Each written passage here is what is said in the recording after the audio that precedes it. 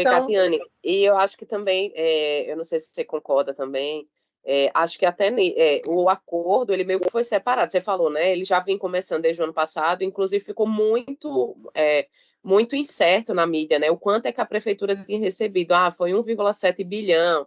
Aí depois saiu uma reportagem, não foi isso, juntando o de mobilidade com outros dois penduricalhos ali que já tinham sido feitos.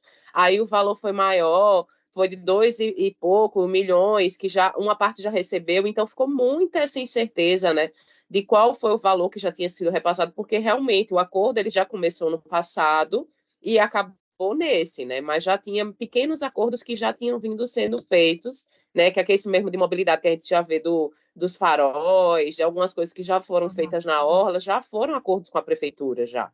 Então, não é esse maior acordo que a gente fechou agora, mas pequenos acordos que já vinham, de fato, sendo negociados.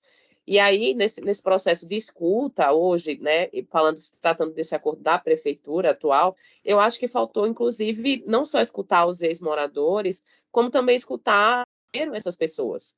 Porque hoje a gente tem bairros com sobrecarga, que já eram bairros periféricos, que já eram bairros que já tinham serviços públicos com deficiência e que agora estão sobrecarregados. E acho que isso também, às vezes, nem as pessoas que moram lá percebem isso.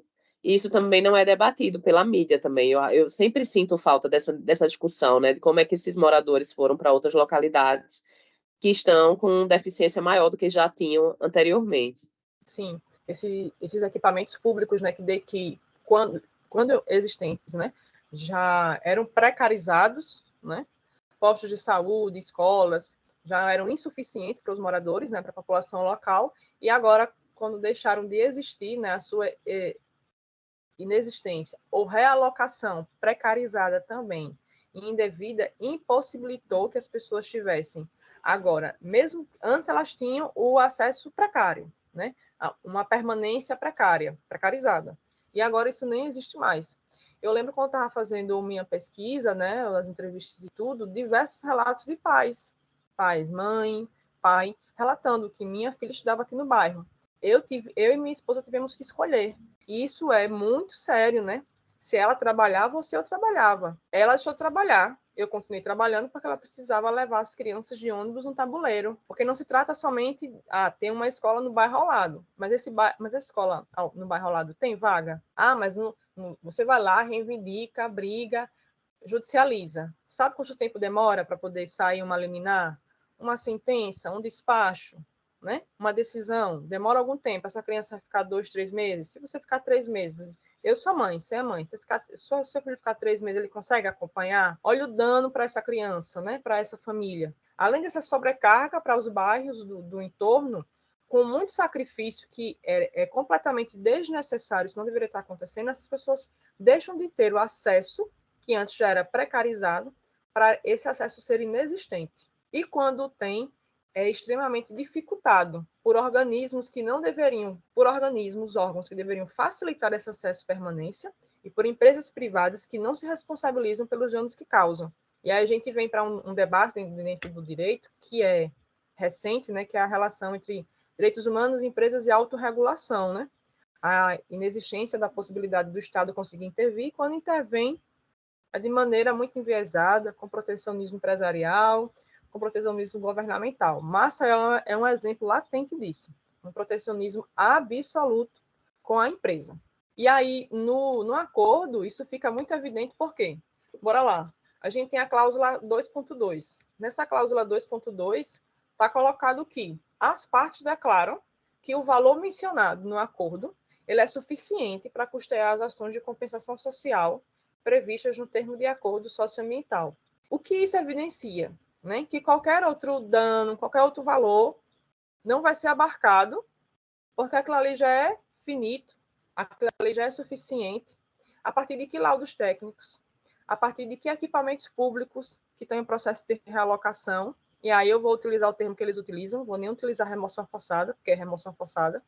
Nós vamos lá, de realocação, um processo de dano coletivo que é causado a essas populações, as escolas que deixam de existir, que não existem, o acesso à educação não só para crianças, mas jovens e adultos, que é o exemplo da escola que não existe mais lá no CEPA, todo o fluxo, né, viário ali, socio-urbanístico que já era organizado, de ônibus, a segurança naquelas áreas, isso sem nem mencionar todo o processo de recuperação socioambiental, né? E engenheiros, né, a exemplo do professor Abel Galindo, já apontaram como essa incerteza no sentido de que a gente não tem uma data precisa, né, de quando vai estabilizar, o que é que vai acontecer, que determinadas áreas não podem mais ser habitadas, quais em determinado período. A gente está falando de um dano coletivo em curso que ainda não pode ser mensurado com o valor exato, é exatamente por isso, e eu vou ser redundante, porque ele está em curso. Como é que eu vou conseguir mensurar o valor? Eu vou recuperar o bairro do Pinheiro se não está estabilizado ainda, se não está estável. E a partir de que laudo técnico? De que empresas estão sendo contratadas? Então, não tem como afirmar, não deveria existir uma cláusula que colocasse fim a esse valor e mencionando que ele deveria, e mencionando que ele quita todo e qualquer dano, custo que venha a surgir.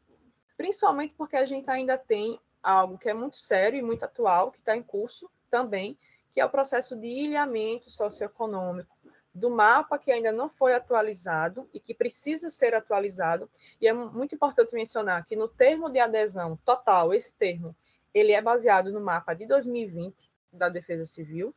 Isso é muito sério, porque são 3 anos aí de atraso para essa área ser recuperada. Então, em 3 anos, não mudou nada, né? Qual é essa métrica que é utilizada para definir o que é entorno, o que é área diretamente afetada, de análise urgente? São 3 anos que esse mapa não é atualizado, mesmo os moradores denunciando de maneira ampla, devidamente, aos órgãos MPE, MPF, para que venham pesquisadores, para que venham técnicos, né? Para analisar essas moradias, esses equipamentos públicos. Então, isso é muito Tiane, grave. acho que aí vale duas ressalvas, né?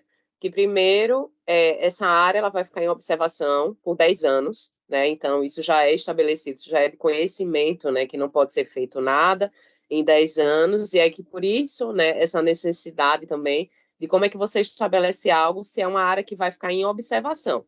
Então, não é que o processo ele finalizou, né? Então, ainda as minas estão sendo preenchidas e vão sendo preenchidas até o final desse ano, né? Estão sendo preenchidas, o processo ainda está em curso e ainda não se sabe se de fato esse preenchimento da mina vai ser efetivo. Então, por isso que é uma área que vai ficar em observação.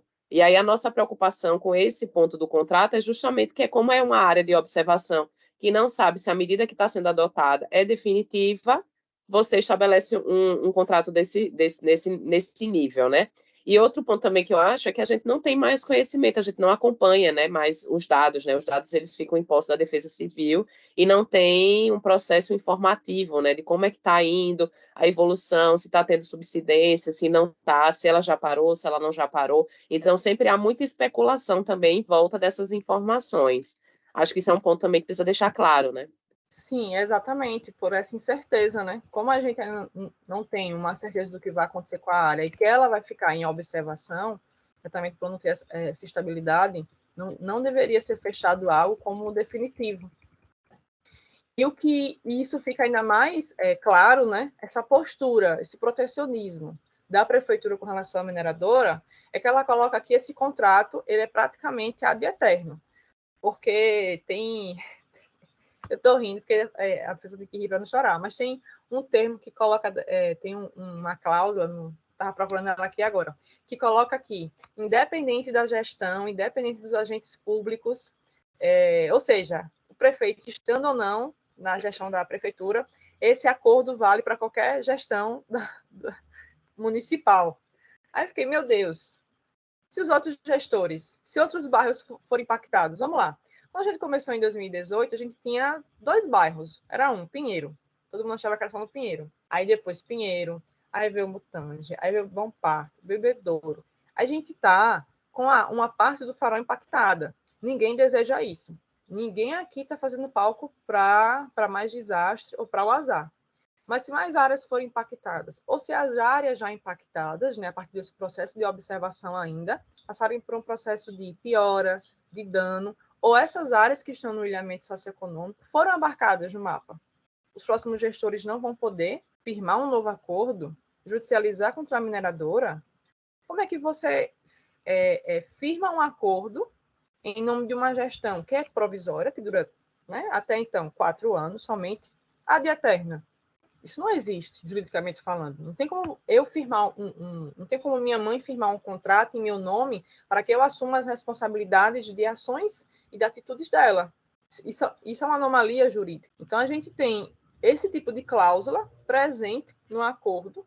E aí, por exemplo, na cláusula 4.4, a prefeitura se responsabiliza que quaisquer áreas que sejam incluídas no mapa, que está desatualizado há 3 anos, ela vai abarcar com todos os atos necessários para que essas áreas sejam compensadas ou indenizadas.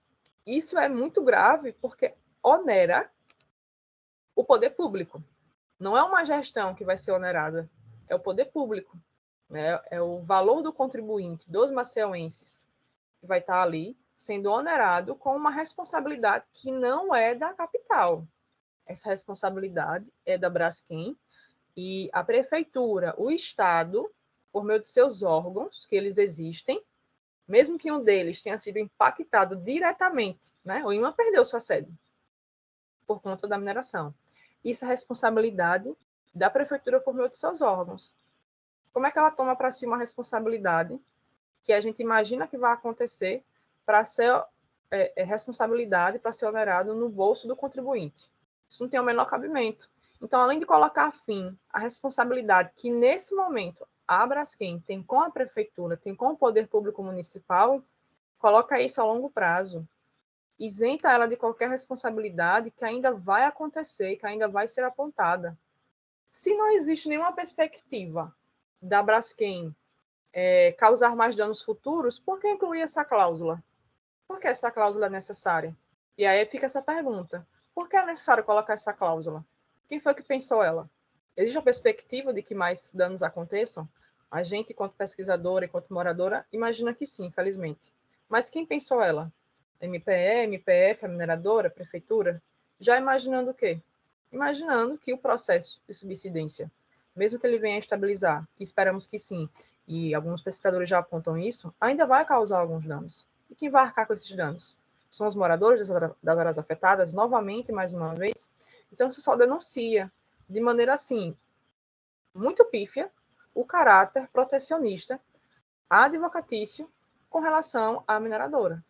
Isso é muito problemático, porque está presente de maneira assim, que a gente lendo os acordos, você não precisa nem necessariamente ser formado, né, em direito, mas você lê e diz, nossa, que absurdo, quer dizer que daqui a 1 ano, se mais coisas acontecerem na minha rua ou na rua que eu morava, quem é que vai arcar com isso? Né? Quem é que vai fechar mais minas? Quem é que vai tamponar os buracos? Mas se mais áreas precisarem ser realocadas, se mais postos de saúde, mais escolas, quem é que vai arcar com esses custos e com esses danos?